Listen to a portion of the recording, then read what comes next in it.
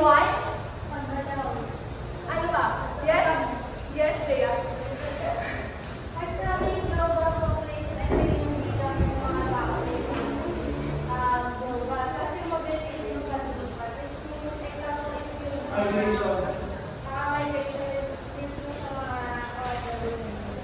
Sino pa po?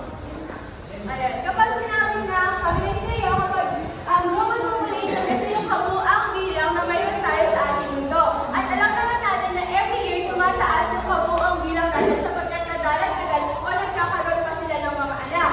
At meron tayong approximately, meron tayong 7.1 na mga tao na nanginirahan sa ating mundo. At kapag tumataas yung population, which means tumataas din yung pangangailangan ng mga tao. Ano nga po ba yung mga basic needs ng mga tao? Food. Ano ba? Shelter. Food. Water. Money. Clothes. Ayan.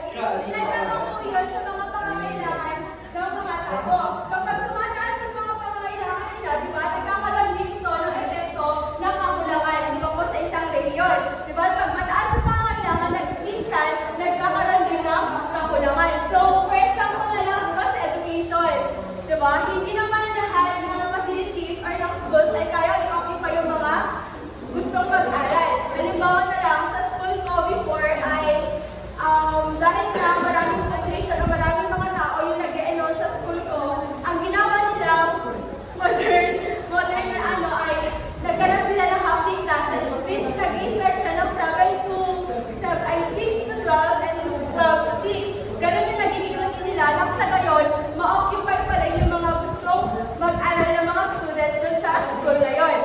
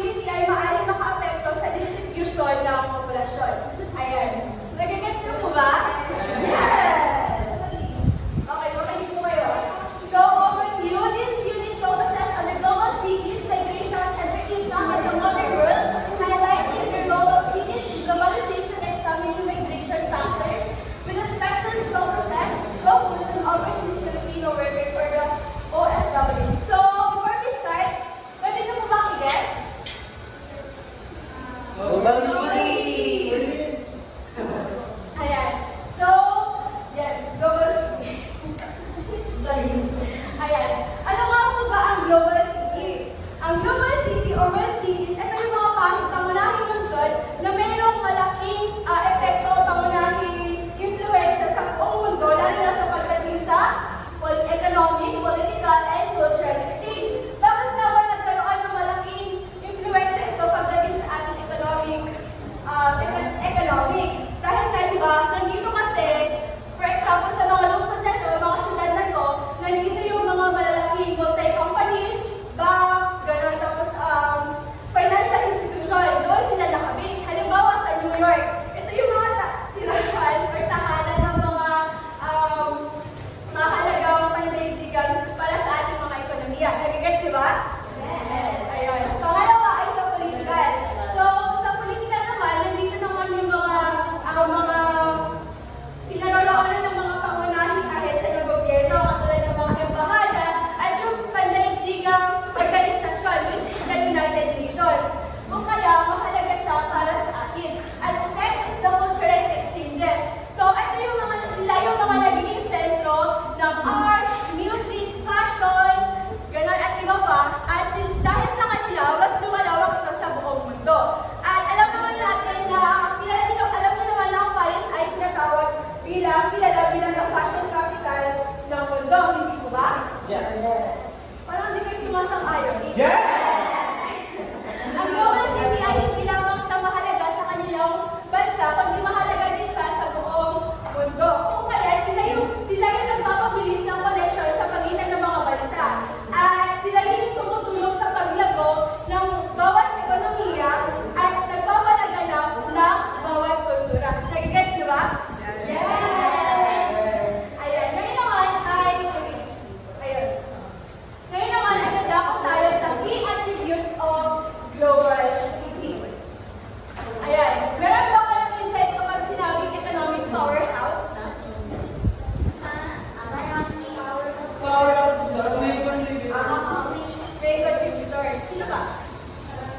Main producer. Center of Attraction. Parang doon na nagaling yung mga center of economy. Ayan.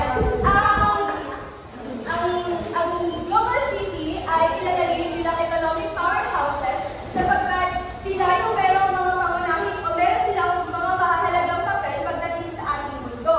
So, sila yung mga tahanan ng mga malalaking bangko, yung mga malalaking kumpanya ng teknolohiya, at doon din nagkakaroon ng mga kalakalan. Di ba mga katulad ng sinabi mo kanina, meron doon mga financial institution, yung mga malalaking banks, ganun. At meron din doon yung mga, yung multi-companies. At doon din sila nakabase. Kung kaya, sa pamamagitan nito, alam niyo ba na sa mga cities na to, sa mga lungsod na to, dito din sila nakasentro yung mga pagpapalitan ng mga salapi. Kaya yung kung saan nagaganap yung mga mahalagang transaksyon na nagpapalago o nagpapatakbo ng ekonomiya ng ating mga bansa. Kaya ganun na lang ang kahalaga yung mga powerhouses na to sa atin. Gets ba? Kaya bukod pa dito ay yung mga lungsod na dito ay mahalaga sila sa ay kilala din sila pagdating sa, katulad na lang sinabi ko kanina, kilala rin sila sa pagkamalikhain at sa pagbabago. Lalo na sa larangan ng teknolohiya at sa media. At alam nyo ba na yung mga kumpanya ng media at ng stars ay nagpupunahan or nagsisiksikan pagdating sa mga lungsod na to.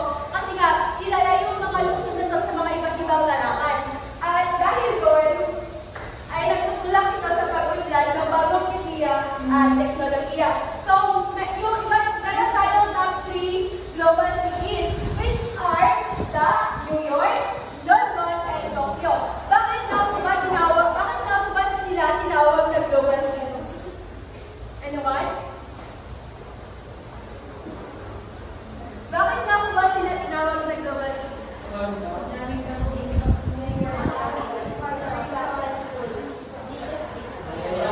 Sila sa pinakamayamang cities. Ayun, katulad nga sila yung mga namumulo pagdating sa economic, innovation, at marami pa iba. Ayun. At ngayon naman ay pupunta tayo sa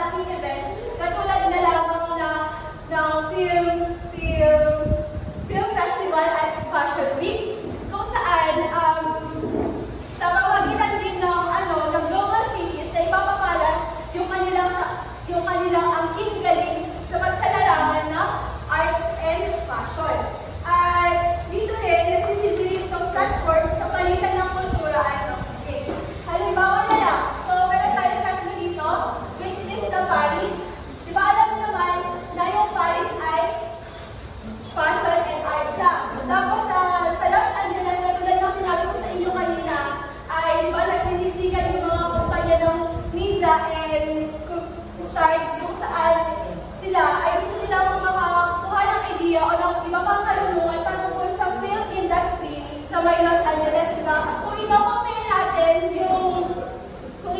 natin yung mga movies natin sa movies nila, syempre mas angat yung movies na meron po sa may London, ay sa may Los Angeles. Tama po ba?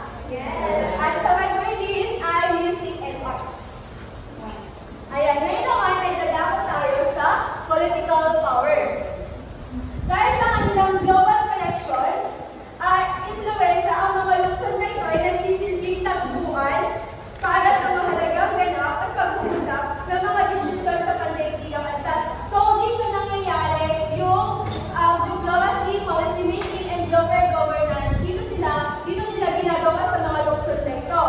At, di ba, yung global cities kasi is makapangyarihan yung mga lungsod na ito. Kung kaya't malakas siya maka-apekto sa mga bawat bansa. So, kapag gumagawa sila ng patakaran, ay malaki din yung epekto nito para sa mga mundo. So, meron tayong tatlo dito, which is the Brussels UE headquarters. Ginalagin naman ito, di ba? Yes! Sino siya? Donald Trump. Alam naman natin kung gaano makapangyarihan kapag sinabing yung mga presidente ng United States, which is si Donald Trump. So, Washington DC, political power in the US. So, sa Geneva, yung UN, the World Health Organization. Nagigets niyo pa po ba? Yes! Mabilis ba? Sabihin niyo lang ako. Ayan. So, next is the technological innovation and infrastructure. Diba? Ngayon ay madalas ay hindi na tayo gumagamit ng dati, gumagamit lamang tayo ng mga pagsusulat, ng mga liham para may padala yung ating totoong mensahe kung kanina naman. Ngayon, dahil sa mga global cities na ito, na siyang nagiging parang pundasyon, ay nagkakaroon tayo ng iba't ibang mga gamit, katulad na lamang ng laptop, cameras, TV, di ba? Computers, mas nagiging digitalized na tayo dahil sa technology. Kung kaya, sa paggamit ng teknolohiya, napapabuti natin yung mga sistema ng infrastructure upang mapabuti yung buhay ng mga tao. So, dito, pumapasok, alam niyo yung electric cars? Di ba, meron na tayo mga electric cars ngayon? At meron na din tayo yung self-driving vehicles. Alam niyo yun? Yung mga Tesla na dahil ginagawa nila ito upang mapabuti o mas maging convenient yung mga tao na gumagamit dito. Yun yung tanging hangad nila na maging convenient yung paggamit o maging convenient para sa mga tao yung paggamit nito. At yung mga ganon ay yung mga electric cars, tapos yung driving cars na yun ay self-driving cars at isang uri ng innovation. Katulad nila sinabi ko sa inyo kanina, yung cellphone, di ba, dati nagtatype lang tayo, ay nagiging innovation din siya dahil sa paglipas ng panahon or sa bawat taon, di ba, merong lumalabas na bagong technology. Katulad nilang sa Apple, di ba, for ngayon ay meron tayong iPhone 16. Tapos sa susunod na mga generation na mga matatapos ay pataas ng pataas, mas maganda yung mga technology na meron tayo. Gets nyo? Yes. Ayun. Ang mga lungsod sa buong mundo ay nakatuon sa pag-unlad ng mga bagong teknolohiya at pagpapabuti ng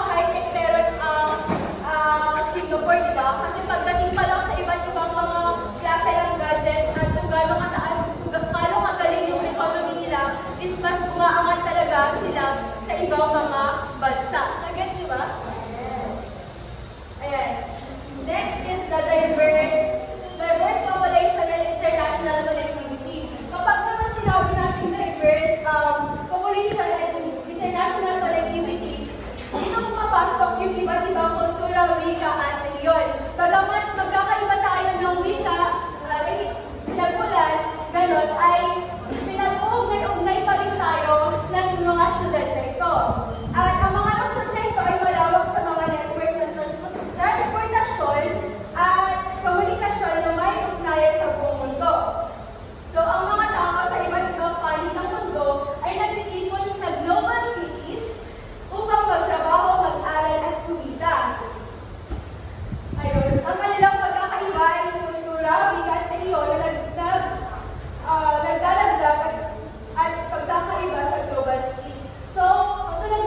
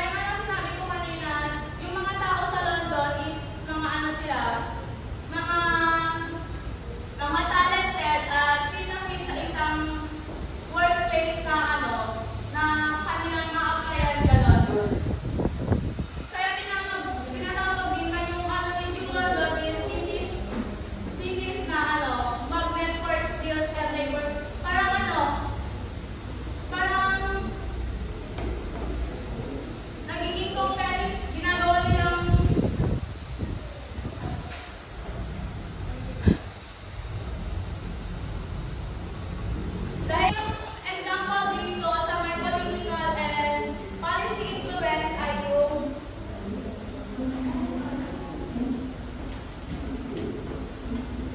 the influence of the United Nations in New York on international peace and security. So alam naman natin na ang UN ay isang makapangyarihan na organization.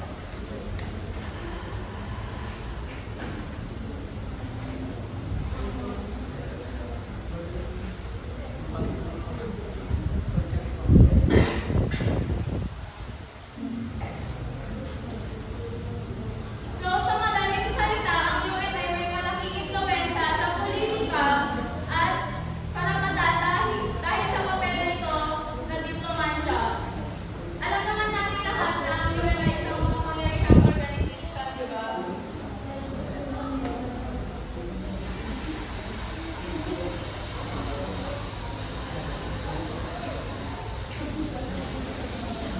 Yung UN nagpapatupad ng mga resolusyon na bibigay ng tulong sa mga bansa na may hirap at nagbibigay ng karapatang pantao. Ito ay isang mahalagang institusyon sa pagpapalakas ng pagsigigang kampanya at seguridad sa buong mundo.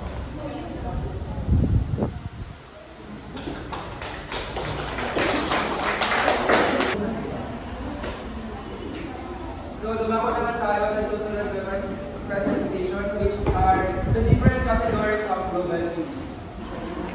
Ang una ay ang global giants. So, kapag inisip natin ang global giants are the powerhouse when it comes to the global economy. And these are the house of financial institutions, international organizations. Since makikita dito yung mga headquarters ng iba't ibang organizations. Just like in New York, we know that United Nations, ang headquarters ng United Nations ay makikita sa New York. And ang mga example kanina na sinabi ay, isang example na sinabi ay Los Angeles na it is a film, isa siyang malakas when it comes to film industry. So kapag naisip natin ng Los Angeles, ay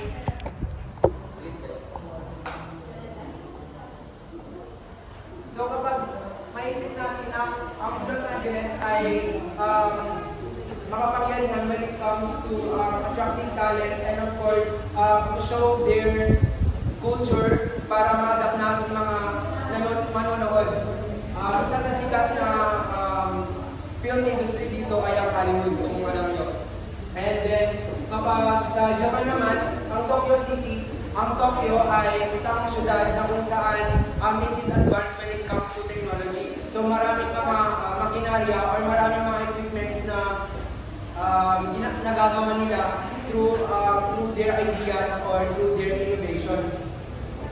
And then when it comes to Paris, when it comes to France naman, it's not just a country that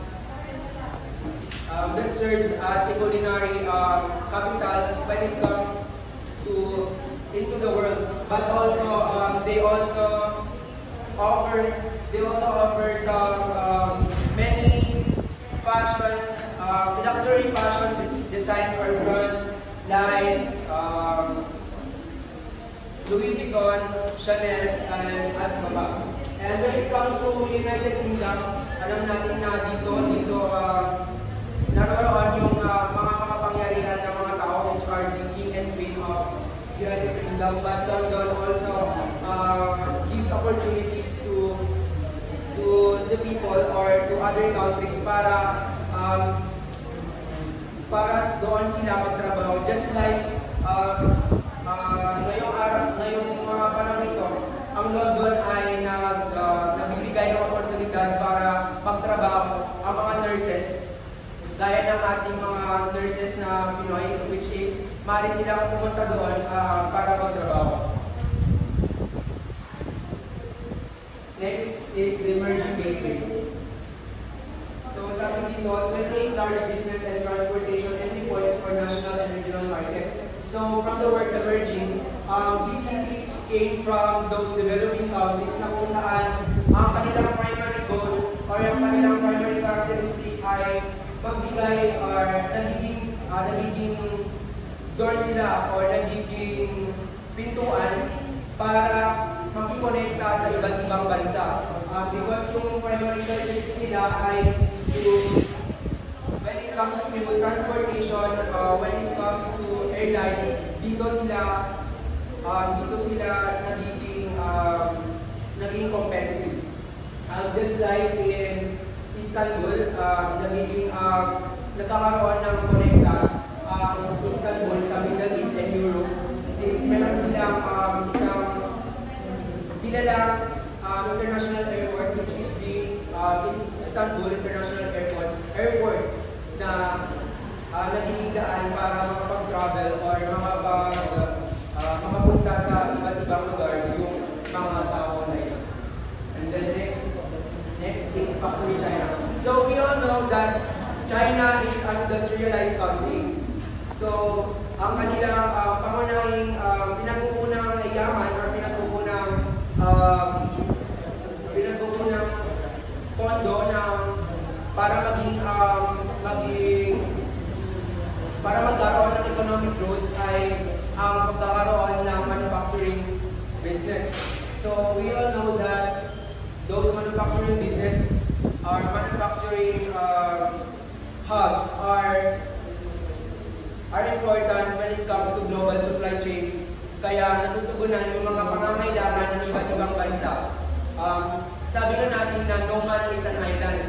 Hindi magiging progresibo or hindi matutugunan ng isang bansa ang kanilang pangangailangan sa kung hindi tutulungan ng ibang bansa. The fourth one are the Asian anchors.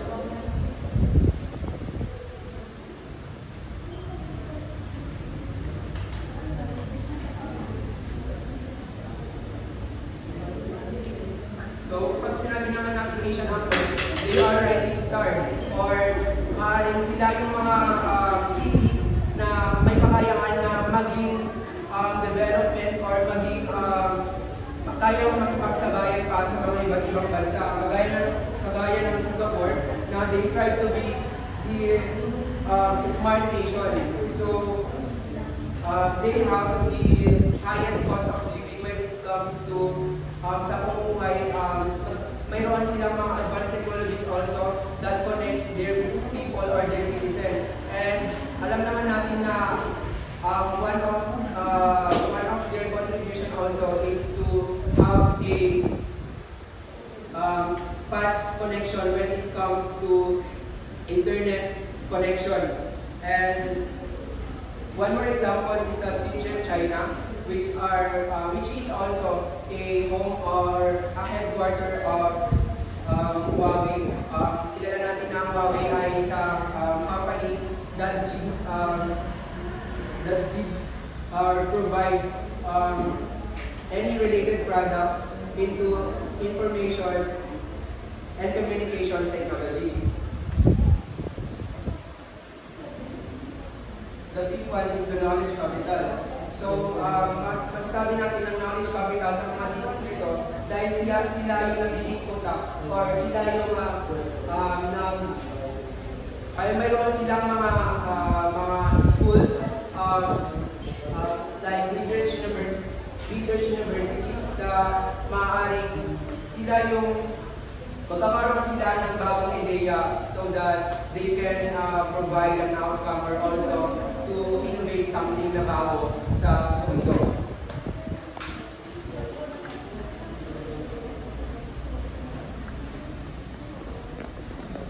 And knowledge capitals are the home of renowned universities and research institutions. So ano yung mga maaaring halimbawa ng mga renowned universities kung alam nyo? May alam ba kayong mga renowned universities? Mga prestigious universities? Harvard.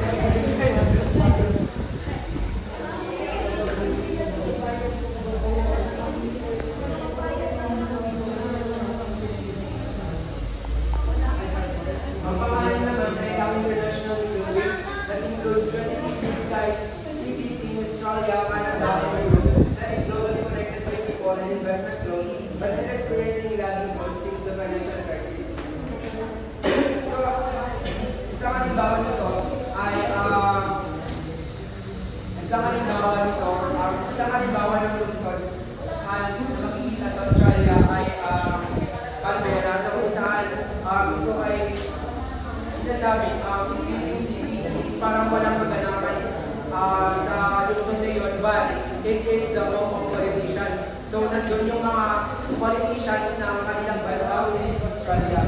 That is why it makes it also a powerful country. And then, pang-7 naman, ay ang American middleweights. These are 16 mid-sized U.S. metro areas that are relatively wealthy and Oxford universities and other anchor institutions. So, one example of American middleweight is Charlotte, Detroit, and Phoenix. That among those are the leading metro exporters of engine and power equipment, motor vehicles, and semiconductors.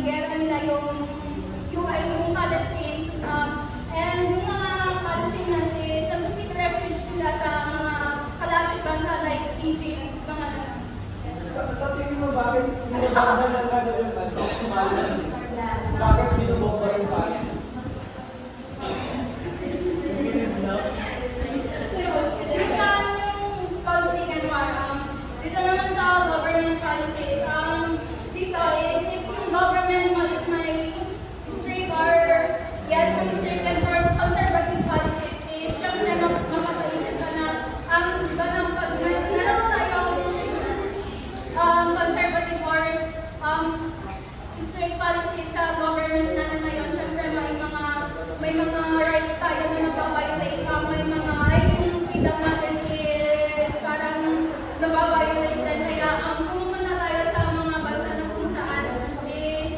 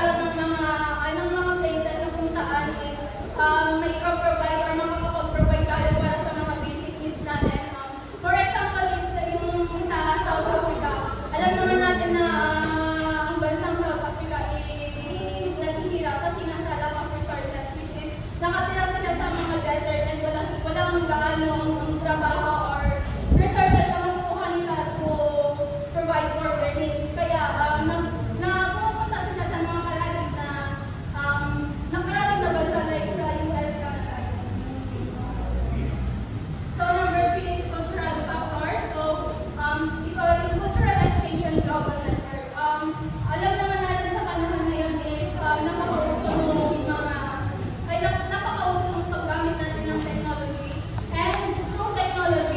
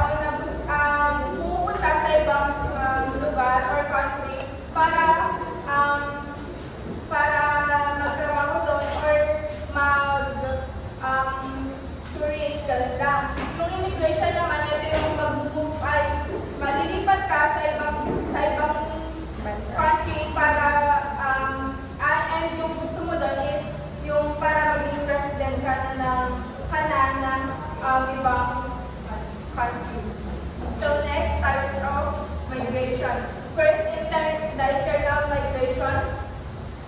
Sabi dyan, rural to urban migration. Ito naman yung tao na nag-move sa ibang lugar, pero same country pa rin. For example, ako, nagtatrabaho ako dun sa bayan namin, and mababa yung kita doon, so ako pupunta ako dun sa ibang lugar para makapaghanap ng better jobs and better income. Sa international migration naman, ito yung cross-border movement, na kung saan yung tao is pumupunta from the word international, pumupunta siya sa ibang country para makapaghanap ng better na job or para maka-tourist. Next, the voluntary migration, choice-based migration. Ito naman, for example, business owner ako, and then gusto kong mag-expand yung business ko, so nag-voluntary ako na pumunta sa ibang lugar or ibang bansa para mag-expand yung business ko. And then, another example is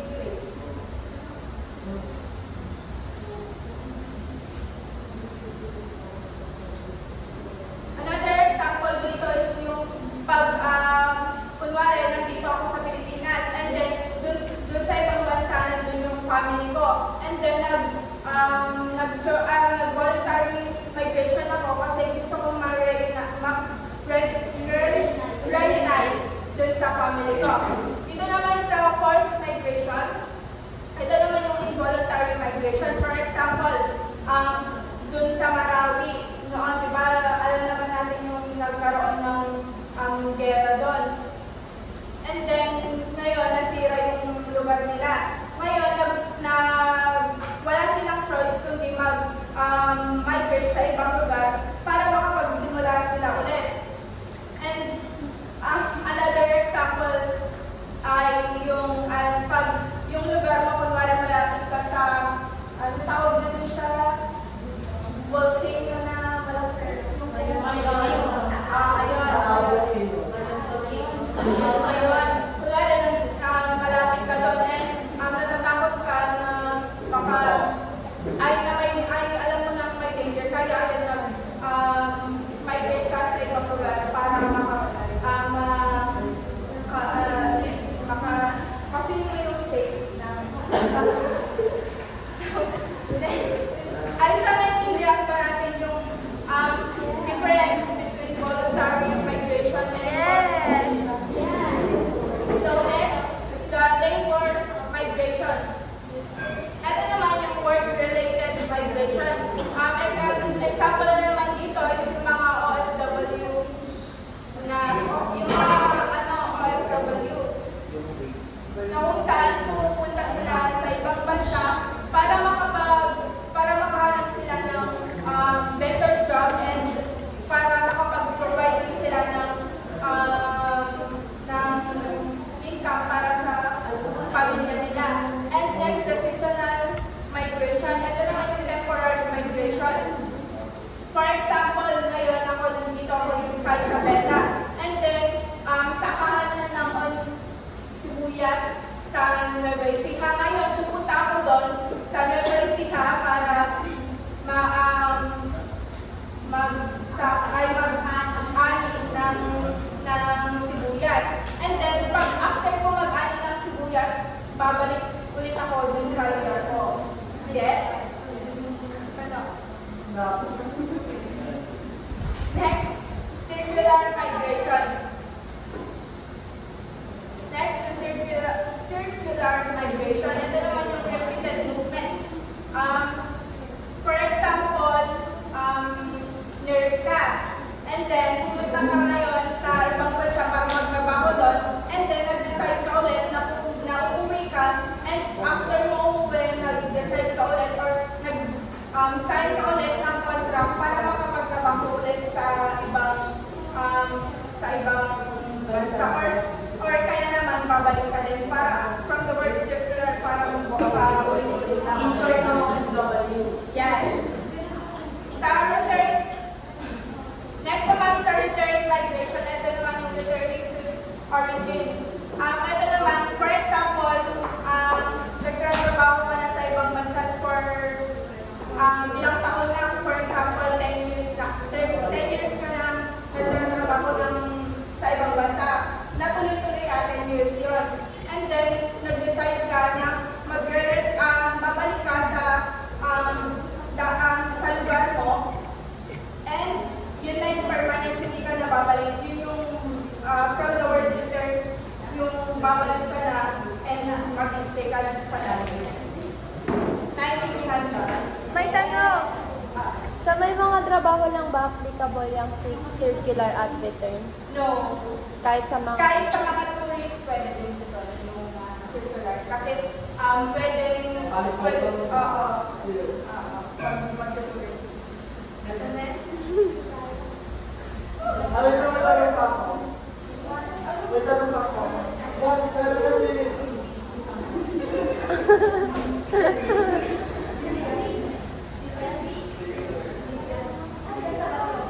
So next is experience of OFW. The experience of OFW are everybody of labor migration, particularly dito sa Pilipinas. Kasi madaming mga Pilipino ang pumupunta sa ibang bansa para makapagtrabaho at ma-improvise nila yung mga kailangan ng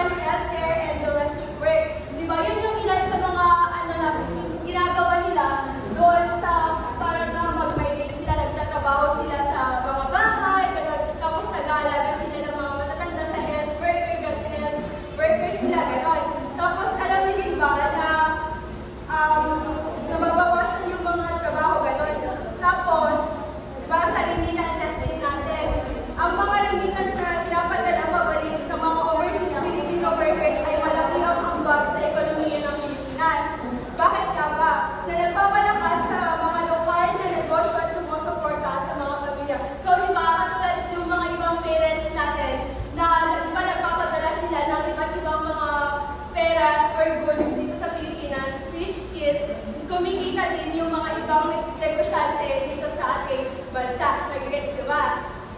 Okay. Next is that migration helps in improving the quality of life of the people.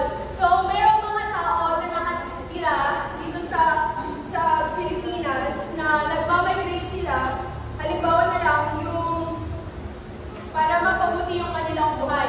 Halimbawa yung kaibigan ko is meron siyang mama na nagtatrabaho ng matagal dun sa Canada. So, ang ginawa ng mama niya is parang nagkaroon siya ng magandang trabaho doon, pero OFW din yung mama niya doon. So, nagtrabaho na mabuti yung mama niya doon sa Canada hanggang makuha niya yung lahat ng family niya dito, tapos nag-migrate sila. Tapos, doon na sila, tuloy yung nakatira sa Canada. Bakit ba sila lumipat? Kasi nga daw, gusto nila na merong better opportunity para sa kanilang anak. Tapos, yung kaibigan ko, ngayon ay nag-aaral na din siya doon sa Canada. Nagigets ba? Kaya bakit sila lumilipat is para magkaroon ng better quality of life. Yun lang.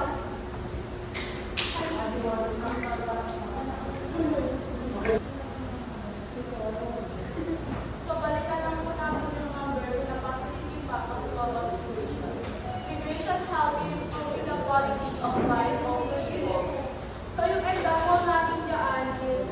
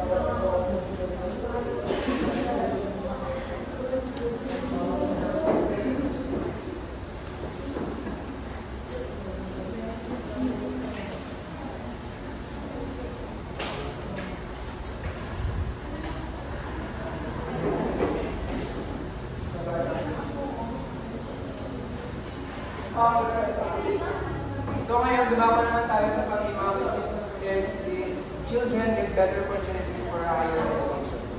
So ang halimbawa nito ay yung mga Chinese immigrant na kung saan yung mga pamilya, mga Chinese families ay pumupunta sa ibang bansa para matira doon and teach them number 6.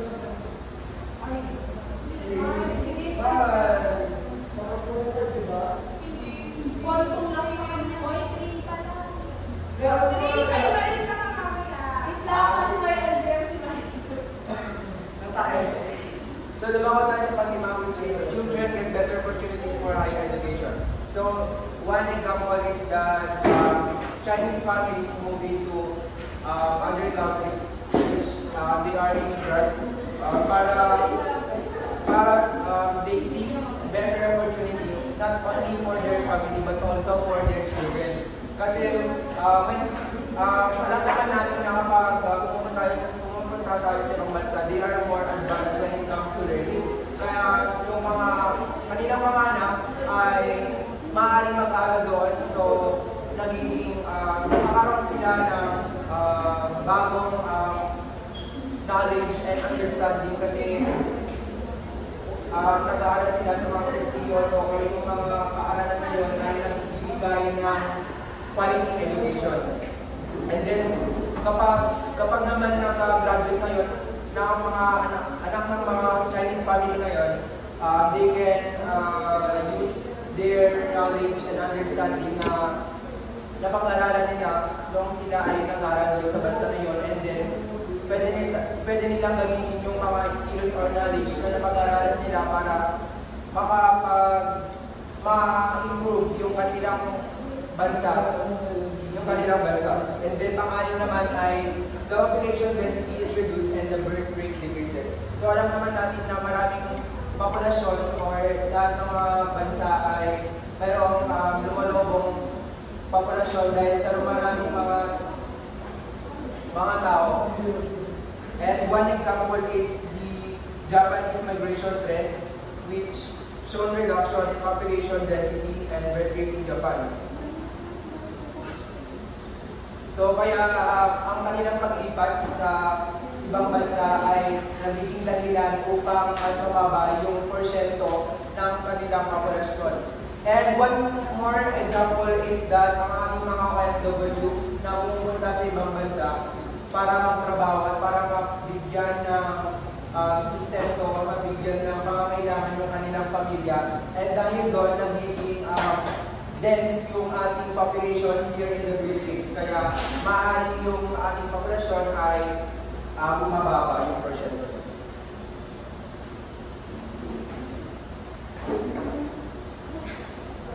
So, dumako na tayo sa negative impacts of global migration.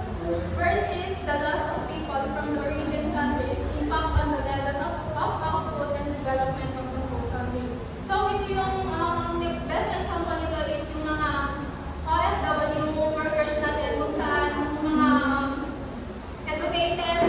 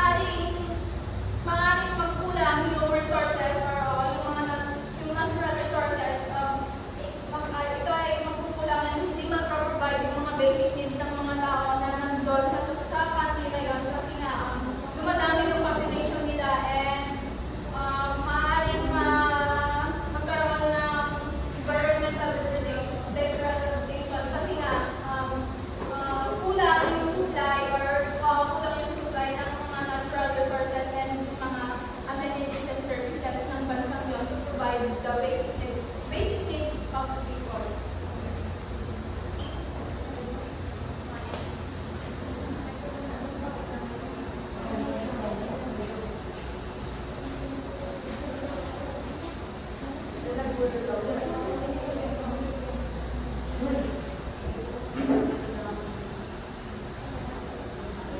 number 4, migration changes the population of a place, therefore the distribution of the population is uneven. So sinasabi dito na kapag yung mga tao nagmamigrate sa ibang lugar, parang nag-result ito ng pwedeng mga siksikan sa lugar na pinagmamigrate nila. And then, yung lugar na iniiwan nila is maaari din itong maging mababa yung kanilang population. So, magre-result ito ng sinasabi dito uneven, population is uneven. Mas hindi pantay yung progress ng population nila. And next, 5, sometimes migrants are exploited. So, sinasabi dito na yung mga nag-migrate daw sa ibang lugar or country is nakakaranas ng discrimination and kawalan ng legal protection na kung saan yung nababalitaan naman natin yung ilan sa mga or karamihan sa mga OFW is nakakaranas sila ng discrimination hindi lang sa mga OFW kundi sa iba pa and nakakaranas din sila ng and then naaabuso din sila sa pinagmamigrate nila. Number 6, occasional loss of customs and traditions by the migrants brainwash. Ito naman yung dahil sa pag-move nila sa ibang lugar or country, ito naman nawawala yung mga tradition nila and then nakakalimutan na din nila yung mga wika nila and unti-unting mawawala sa kanila yung culture and tradition nila.